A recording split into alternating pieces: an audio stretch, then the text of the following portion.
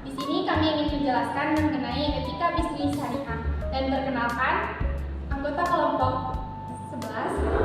Perkenalkan, nama saya Sania Putri Hamdani dengan NPM 233402138. Saya Nana Yusari dengan NPM 233402139. Saya Silvan Aditya dengan NPM 233402140. Saya Eni Rizky Amalia dengan NPM 233402142. Saya Risma Nurhaifah dengan NPM 233402143.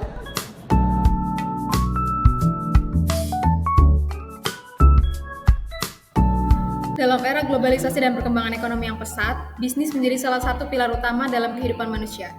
Namun, praktik bisnis yang tidak etis seringkali menimbulkan berbagai masalah sosial dan lingkungan. Etika bisnis syariah adalah seperangkat prinsip dan nilai yang mengatur aktivitas bisnis berdasarkan ajaran Al-Quran dan hadis. Prinsip-prinsip ini mencakup kejujuran, keadilan, tanggung jawab, dan kepedulian terhadap kesejahteraan masyarakat. Rasulullah Shallallahu Alaihi Wasallam bersabda, pedagang yang jujur dan terpercaya akan bersama para nabi, orang-orang yang jujur, dan para syuhada. Dengan menerapkan etika bisnis syariah, diharapkan dapat tercipta lingkungan bisnis yang lebih adil dan berkelanjutan. Baik, selanjutnya mengenai prinsip dasar etika bisnis. Sebelum melanjutkan kepada prinsip dasar etika syariah, kita akan menjelaskan dulu apa itu prinsip dasar etika bisnis. Etika dapat didefinisikan sebagai prinsip yang menentukan apa yang benar atau yang salah, dan individu bertindak sebagai agen moral dengan kebebasan mengambil keputusan dan mengarahkan aktivitasnya. Etika bisnis di sisi lain mengacu pada prinsip dan nilai moral yang diterapkan dalam konteks bisnis dan mempengaruhi pengambilan keputusan dalam praktik bisnis.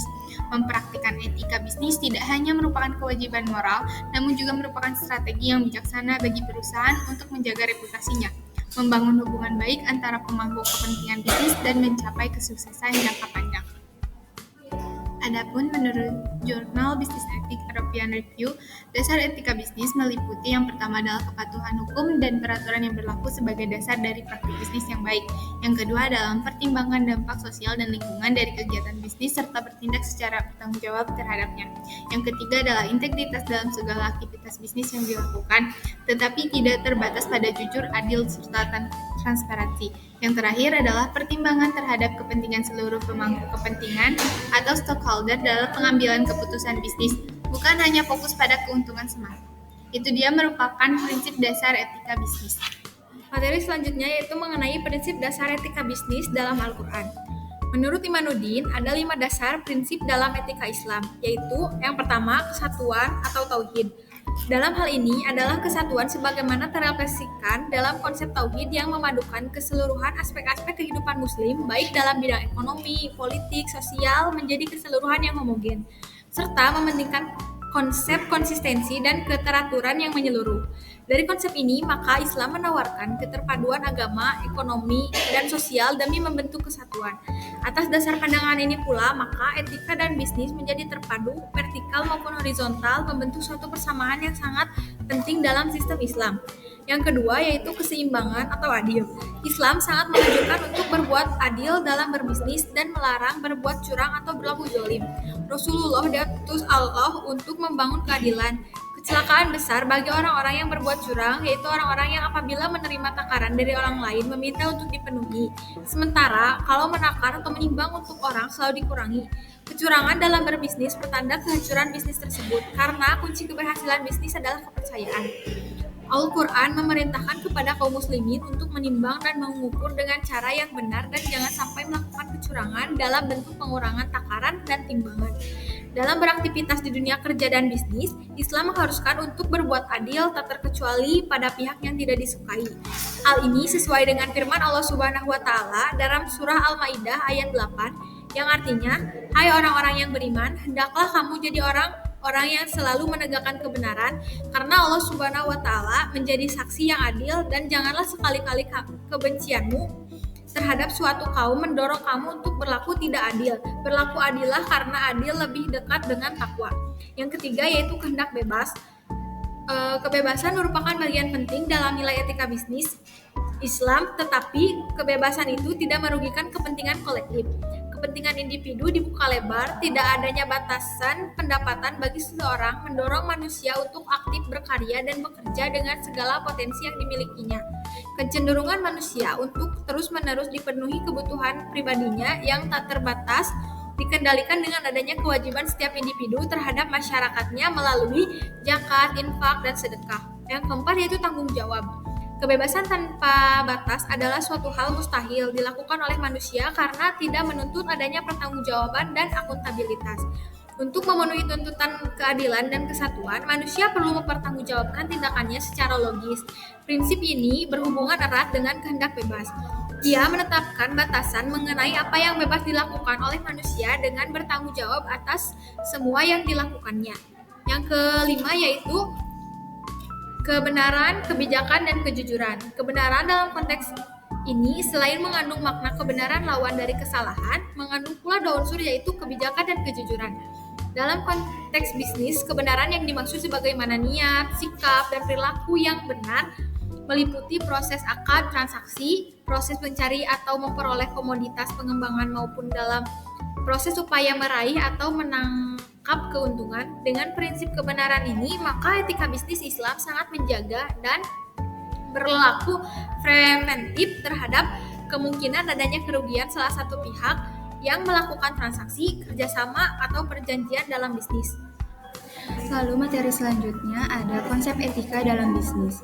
Menurut Linda Farrell dan Ossie Farrell, etika bisnis telah ada sejak abad ke-21 dan dapat didefinisikan sebagai proses memahami apa yang benar atau salah dan dapat diterima atau tidak diterima berdasarkan harapan organisasi dan masyarakat. Bisnis dapat melakukan banyak hal dengan etika, seperti menjaga keseimbangan kehidupan kerja dan menilai dampak globalisasi. Berdasarkan apa yang telah dikatakan tadi, dapat dipahami bahwa etika bisnis adalah set prinsip dan nilai yang digunakan untuk menentukan apa yang benar atau salah dalam dunia bisnis. Etika bisnis juga merupakan praktik bisnis yang berdasarkan pada prinsip dan metode berpikir positif untuk menjalankan bisnis dan mengurangi resiko kegagalan. Konsep etika bisnis sangat penting untuk memastikan bahwa bisnis beroperasi secara adil dan bertanggung jawab terhadap masyarakat, karyawan, pemegang saham, dan lingkungan. Apalagi di era yang semakin global ini, memasukkan nilai-nilai etika ke dalam aktivitas bisnis dapat meningkatkan reputasi dan memperkuat posisi perusahaan di pasar global yang semakin kompetitif dan menjaga kesuksesan jangka panjang perusahaan. Lalu selanjutnya ada hubungan etika dengan kinerja. Sebelumnya, apa sih kinerja itu? Kinerja adalah hasil kerja yang dicapai seseorang dalam melaksanakan tugas yang dibebankan kepadanya yang didasarkan pada keahlian, pengalaman, kesungguhan, dan waktu. Kinerja karyawan yang tinggi dapat membantu perusahaan mencapai tujuan dan sasarannya.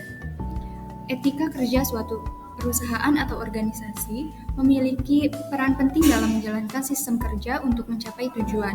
Oleh karena itu, ketika suatu perusahaan atau organisasi dapat menerapkan etika kerja yang baik, ini akan berdampak pada kinerja sistem dan pencapaian perusahaan. Yang selanjutnya etika bisnis dalam Islam. Yang pertama, bekerja adalah manifestasi keimanan. Dengan kata lain, poros dari kerja adalah tauhid. Hal ini didorong oleh firman Allah yang artinya, hai kaumku, bekerjalah sesuai dengan keadaanmu masing-masing. Sesungguhnya aku pun bekerja, maka kelak kamu akan mengetahui. Dalam ayat ini terkandung perintah yang berarti bahwa hal itu hukumnya dilaksanakan. Yang kedua, menghindari eksploitasi terhadap sumber-sumber alam dengan cara yang melampaui batas. Sesungguhnya rezeki Allah itu melimpah tak terbatas, tetapi Allah juga menetapkan batas-batas, sehingga manusia tidak dapat mengeksploitasi rezeki mereka sesukanya. Ketiga, mencegah tindakan yang merugikan orang lain atau merusak lingkungan. Allah berfirman, hai orang-orang yang beriman, janganlah kamu saling memakan harta sesamamu dengan cara yang batil, kecuali dengan jalan perniagaan yang berlaku dengan suka sama suka di antara kamu. Yang keempat, rezeki yang didapatkan dari hasil kerja, sebagiannya ada yang berfungsi sosial. Sangat mungkin akan ada persaingan dalam upaya mencari rezeki. Hal ini perolehan dapat berbeda karena kemampuan dan keadaan seseorang.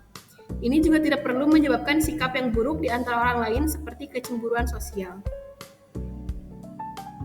Yang kelima, adanya ketertarikan individu terhadap diri dan kerja yang menjadi tanggung jawabnya. Ini adalah perspektif tentang ketakwaan seseorang terhadap Allah yang berlanjut pada kesadaran bahwa Allah melihat, mengontrol dan menghitung seluruh amal perbuatannya secara adil dan kemudian akan memberikan pahala atau siksa atas perbuatannya. Yang keenam, berusaha secara halal dalam semua jenis pekerjaan. Rasulullah pernah ditanya tentang tugas paling penting. Jual beli yang baik dan pekerjaan seorang pria dengan tangan sendiri, jawabannya. Rasulullah juga mengharamkan riba, adu nasib, mencuri, menyuap, menimbun barang, mengatur fasilitas dan penipuan dalam perdagangan. Yang ketujuh, dilarang keras menjadikan seseorang sebagai alat produksi atau hewan untuk bekerja. Semua orang hanya boleh dipekerjakan secara proporsional dan wajar. Contohnya, tidak boleh memperkerjakan orang atau hewan secara jolim.